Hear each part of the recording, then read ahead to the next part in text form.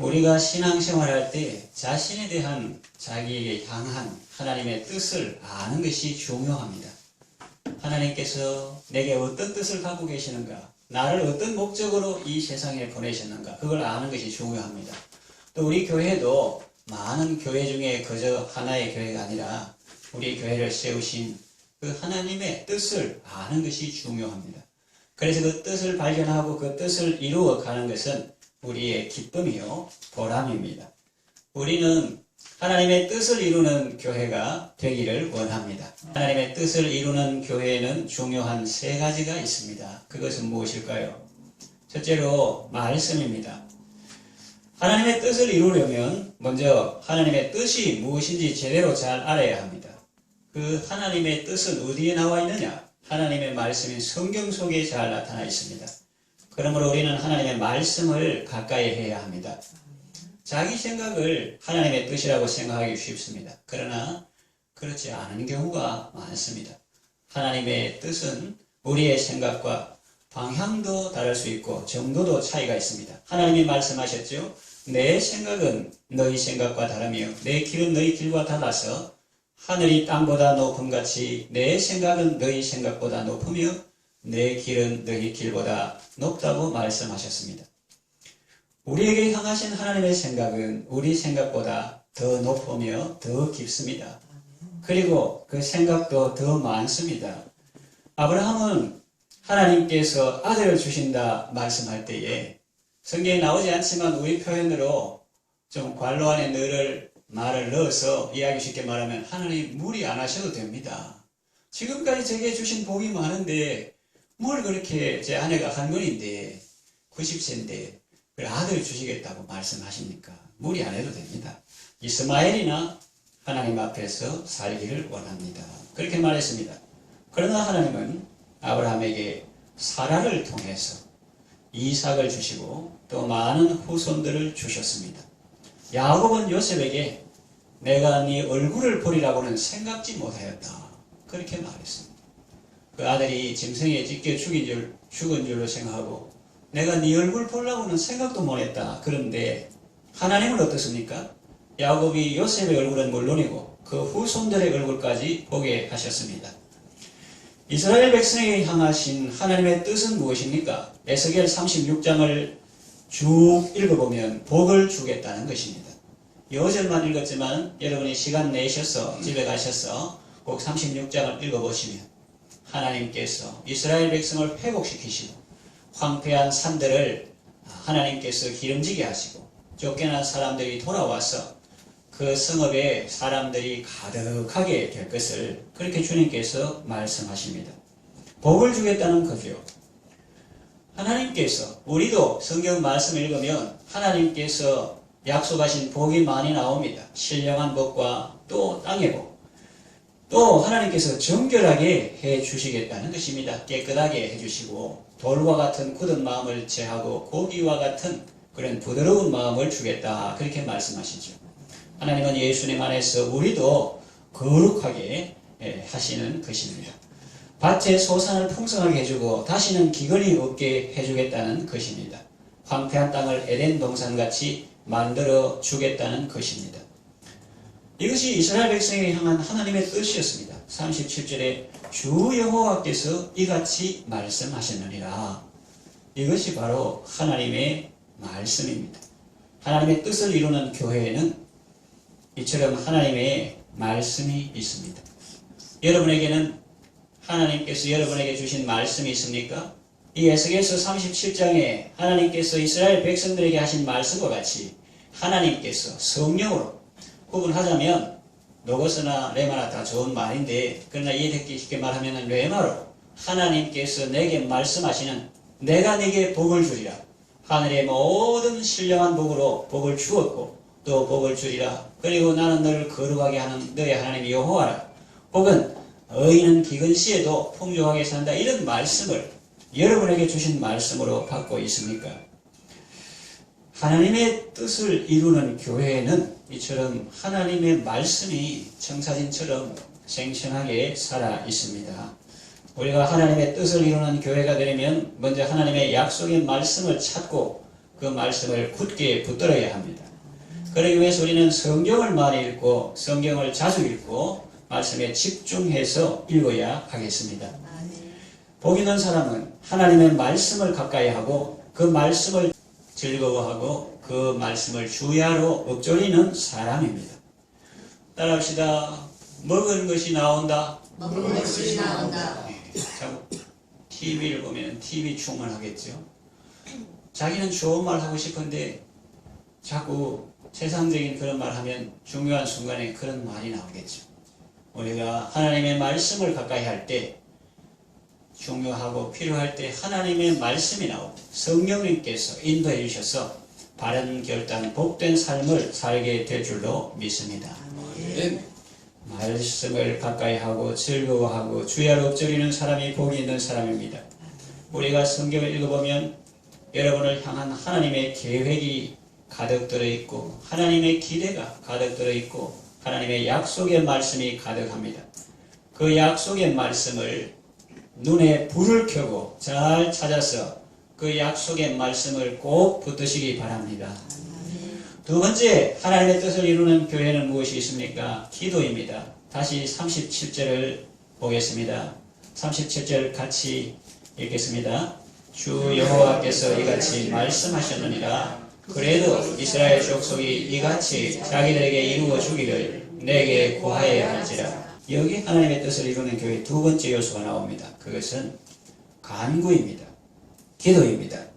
하나님은 우리의 기도를 통해서 당신의 뜻을 이루시기를 원하십니다. 그러므로 우리는 하나님의 약속의 말씀을 부여잡고 간절히 기도해야 합니다. 엘리야가 그랬지 않습니까? 하나님께서 분명히 엘리야에게 내가 지면에 비를 내리리라 그렇게 말씀하셨습니다.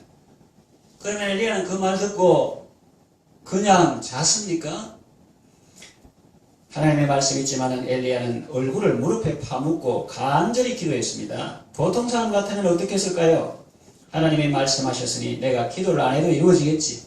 내가 오늘 대단한 사역을 했는데 갈멜산에 거짓 선지자 850대 1로 내가 하나님 앞에 이렇게 제사를 드리고 또 거짓 선지자들을 죽이고 이렇게 육신적으로도 참 피곤하고 정신적으로 참 그런 피곤한 삶을 살았는데 이제 승리했으니까 나는 저쪽에 가서 낮잠이나 자야겠다. 하나님께서 지면에 비를 내리리라 말씀하셨으니 그렇게 하든지 아니면 기도를 해도 대충 하고 말 것입니다. 그러나 엘리야는 그러지 않았습니다. 자기의 기도를 통해서 하나님의 뜻이 이루어지는 것처럼 간절히 기도했습니다. 그의 사원은 7번이나 바다로 가서 하늘을 쳐다보았습니다. 바다에 가라 뭐 있나? 아무것도 안 보입니다. 또 가봐라, 또 가봐라, 또 가봐라. 7번째 사람의 손바닥만한 구름이 있습니다. 그때까지 기도한 거예요.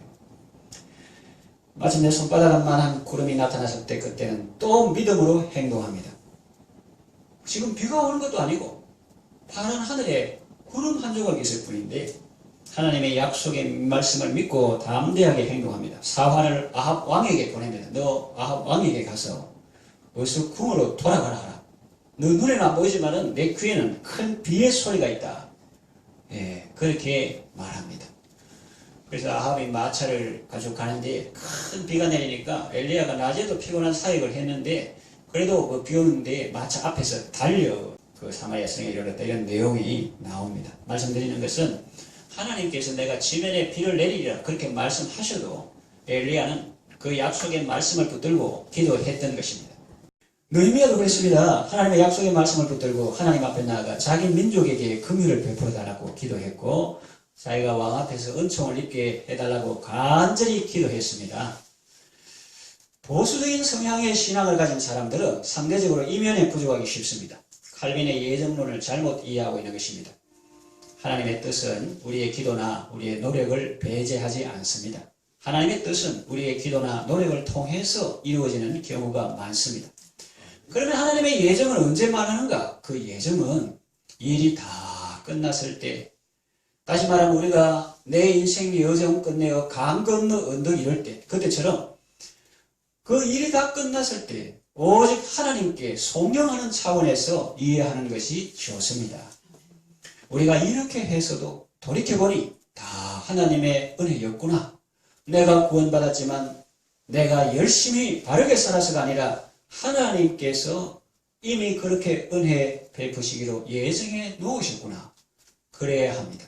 그래서 큰 것도 내 인생의 여정 끝내어 강 건너 언덕 이룰 때 하늘문 향해 말하리 예수 인도하셨네. 매일 발걸음마다 예수 인도하셨네. 그렇게 큰 구원도 마찬가지고 우리가 일상의 삶에서 크고 작은 어떤 성취 그것도 이제 돌아보면서 하나님의 은혜다. 이렇게 하나님께서 그렇게 복을 주시기로 작정하셨구나. 이렇게 하나님께 영광 돌리는 차원에서 예정을 말하는 것이 좋습니다. 그러나 현실을 살 때는 마치 하나님의 예정이 없는 것처럼 행동하는 것이 필요합니다. 예정이 실제로 없다는 것이 아니라 분명히 하나님께서 예정하셨지만 인간이 그것을 핑계로 자기 할 일을 안 할 수 있기 때문에 마치 자기 행동에 모든 것이 달려있는 것처럼 최선을 다하자는 것입니다.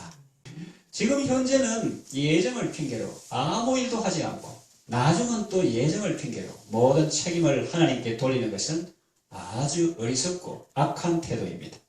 우리는 그와 반대로 지금은 하나님의 뜻 가운데 우리의 최선을 다하고 나중에는 모든 영광을 하나님께 돌려드리는 지혜롭고 복된 성도가 되어야 하겠습니다. 개인적으로 시간을 정해서 열심히 기도하시기를 바랍니다. 공적 기도회에 열심히 나오셔서 함께 기도하시기를 바랍니다. 엘리야처럼 약속의 말씀을 부여잡고 간절히 기도하시기를 바랍니다. 따라합시다. 믿음의 기도는 반드시 응답된다. 하나님의 뜻대로 구하는 기도는 반드시 응답된다. 그렇습니다. 기도로 하나님의 뜻을 이루는 여러분 되시기를 바랍니다. 세 번째 하나님의 뜻을 이루는 교회는 무엇이는가? 순종입니다. 기도는 입술로만 하는 것이 아니라 삶으로도 해야 하는 것입니다. 입술로는 이렇게 해주십시오 하면서 행동으로는 반대로 한다면 그 기도는 연락될 수 없는 것입니다. 예를 들어서 말이에요.